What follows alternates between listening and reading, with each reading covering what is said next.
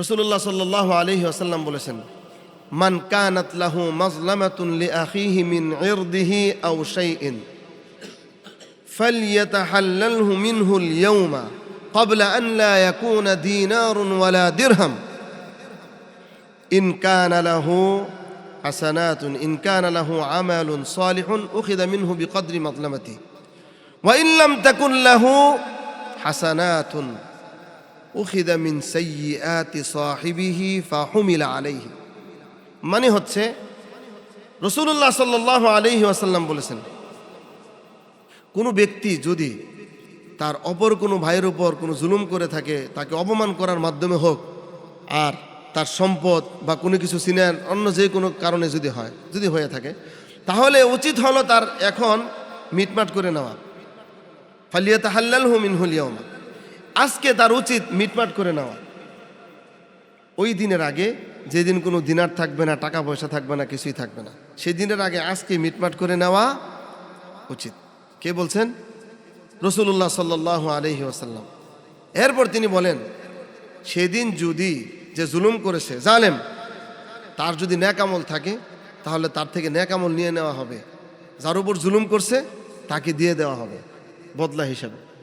আর যদি তার কোনো নেক আমল না থাকে, আছে গুনাহ, তার নেক আমল নাই, আছে গুনাহ। আর যার উপর জুলুম করেছে, অত্যাচারিত ব্যক্তি, তারও কি আছে?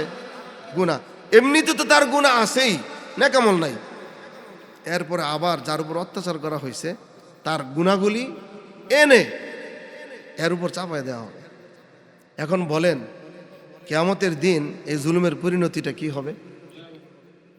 ইত্তাকুয যুলমা ফাইন্নায যুলমা যুলুমাতুন ইয়াওমাল কিয়ামা। সেদিন বিশাল অন্ধকার হয়ে দাঁড়াবে এই জুলুম। আল্লাহ তাআলা আমাদের সকলকে বুঝবার তৌফিক দান করুন। আর সব চাইতে বেশি বেশি করে দেশের জন্য দোয়া করবেন। এই দেশটিতে যেন আমরা সবাই সুখে শান্তিতে মিলেমিশে থাকতে পারি। বিগত দিনগুলোতে শুধু আমরা শুনেছি মাইনরিটি যারা আছে, সংখ্যালঘুদের নিরাপত্তার কথা, সংখ্যালঘুদের ধর্মীয় অধিকার বাস্তবায়নের কথা আমরা শুনছি, কিন্তু আমরা যে সংখ্যা গরিষ্ঠ, আমাদের বেলায় কোনো কথা নেই। এই দেশে একজন হিন্দু, তার যেমন অধিকার আছে, সে যেমন তার ধর্ম পালন করবে বিনা বাধায়, ঠিক তেমনিভাবে এই দেশের সংখ্যাগরিষ্ঠ মুসলমানরা, তারাও তো তাদের ধর্মীয় বিষয়গুলো বিনা বাধায় মানতে হবে। কি বলেন? বরং অবস্থা এমন হয়েছে, যেমন আমাদের যেমন স্লোগান একটা উঠে গেছে যে নারী স্বাধীনতা, নারী নির্যাতন, নারী নির্যাতন, নারী নির্যাতন। এখন নারী নির্যাতন করতে করতে যে এদিকে পুরুষ নির্যাতন হচ্ছে, সেদিকে আর কোনো খবর নাই।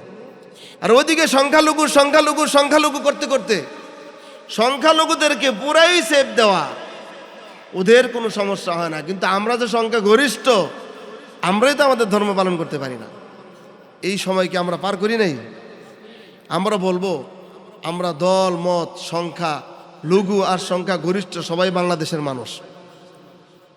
আমাদের দেশের হিন্দুরা যে নিরাপদে থাকে, অনেক জায়গায় এত নিরাপদে মুসলমানেরাও নাই।